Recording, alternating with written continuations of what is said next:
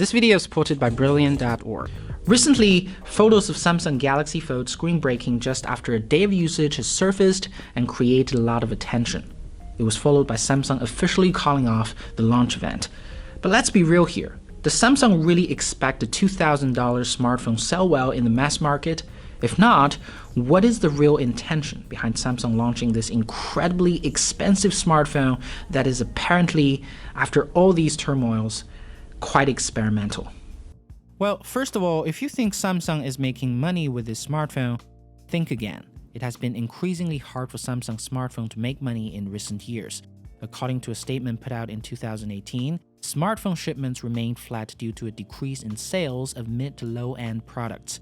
Profit was also down due to increased promotional costs and a negative currency impact. Additionally, expensive smartphones don't sell that well for most companies. Samsung is partnering AT&T this time for distribution targeting American audiences because it knows the reaction it's going to get in developing countries like India and China, not to mention the prohibitive tax India imposes on smartphones. Therefore, at the $2,000 price point, Galaxy Fold invariably falls under luxury electronics category, whereas enthusiasts will purchase it. Nevertheless, ordinary consumers will most likely give it a pass. The second reason why Galaxy Fold is never meant to make money is that its supply chain is not ready for large quantity of demand. Currently, Samsung runs 6 manufacturing facilities in India, China, Vietnam, Indonesia, Brazil, and South Korea. Most Samsung smartphones we see on the market today are either made in China or Vietnam. According to Business Korea, Samsung's Vietnamese facility makes around 270 million smartphones annually. 150 million in China, 50 million in India, 12 million in Brazil, and 8 million in Indonesia. However, the most interesting thing is this. There was no significant investment in the last 12 months into its manufacturing facilities except for one in India. This means, in terms of manufacturing, Samsung is expecting most of its growth in India for its mid-range smartphones, not high-end smartphones like Galaxy S10 Plus or its Note product line. Not to mention this $2,000 ultra high-end luxury Galaxy Fold. All of this begs one question. What is Samsung trying to do with Galaxy Fold? I think the secret once again lies in its financial report. Although Samsung is not making a lot of money with its smartphones, in 2018, its flash memory business and its display business is stronger than ever. And here's the most important thing. They're very profitable due to Samsung's monopoly status. 3 categories of businesses were highlighted in these statistics. CE for consumer electronics such as premium TVs, IM for IT and mobile communications, which is Samsung's smartphone business, and lastly DS for device solutions that include Samsung's semiconductor business as well as its display business. If you look closer into those numbers, you'd realize how incredibly critical Samsung's semiconductor business is comparing to all other categories. Although it is about the same in terms of sales, 118 trillion to 100 trillion, Samsung's device solution business makes over 4 times higher profit, 46.52 trillion to 10.17 trillion. This is where everything starts to make sense. Why has Samsung been pushing smartphones with 10 gigabytes of RAM? Why did Samsung launch its smartphone with 1 terabyte of storage last year? And why is Samsung now launching a smartphone with a huge screen that folds and probably are very hard to make? Look at the real estate on Samsung Galaxy Fold. Not only does it feature a foldable 7.3 inches main display, it also has a front touch display that's 4.6 inches.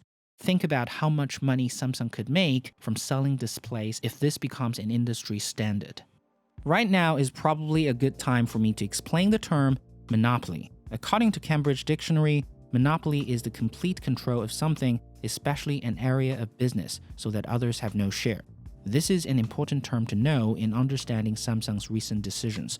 It is true that smartphone is still making a big portion of Samsung's profit. $9 billion profit per year is a lot of money. However, due to Samsung's monopoly power in the semiconductors and display business, it is significantly easier to generate profit than the very competitive smartphone business. In fact, if we look at Samsung's financial report again, for its semiconductor business, out of $74 billion sales, more than half of that is profit. But for smartphone industry, its profit is only around 10% due to the fierce competition. Additionally, both business divisions are related. Take Huawei for example. Huawei P30's flash memory as well as the stunning display is made by Samsung's DS division. But at the same time, Huawei's biggest competition is Samsung's IM division. This is understandably not the most optimum solution for their cooperation. That's why in recent years, Samsung's launch event increasingly looked like a concept product show targeting not only the consumers, but also OEMs like Huawei, tempting them to make smartphones with bigger storage space and displays. Other than Apple, almost all Android smartphone brands now feature 8 to 12 gigabytes of RAM, at least 128 gigabytes of storage, and a stunning AMOLED display for their premium lineups. Well played, Samsung. Well played. Well, are all those capabilities necessary? I'm not sure. I can't even finish my 64 gigabytes of storage on my iPhones. And the latest iPhone XS also seems to agree with me in the sense that its 4 gigabytes of RAM is working pretty well. But here's the thing. While Apple can resist the temptation, most Android brands can't even maintain the competitiveness if it doesn't purchase the ever-increasing number of RAM, storage, as well as the bigger and bigger displays. This is, in my opinion, what Samsung Galaxy Fold is all about. The launch event from Samsung has increasingly felt to me like a showcase of not only the product, but also the technology, so that consumers like us, after seeing the launch event, want the product, manufacturers want the technology, and Samsung, of course, will make the money. One of the biggest strengths of Samsung Electronics is its expertise in making flash memories for smartphones and laptops. It makes one of the best flash memories, RAMs, SSDs, all of which built upon complicated technologies. That's why I'm recommending Brilliant.org to you, an awesome learning tool that helps you grasp systems of science concepts in a fun way. With its new Daily Challenges feature, every day, Brilliant publishes several challenges that provide a quick and fascinating view into math, science, and engineering. My recommendation for you today is to start with the problem on hidden electricity. What happens if you put a charged copper ball near a neutral one? It's a fascinating question and a great way to start building your daily learning habit. Go to brilliant.org/curiouselephant today and sign up for free. First 200 people click on the link will get 20% off the annual premium subscription, so you can access all the daily challenges in the archives as well.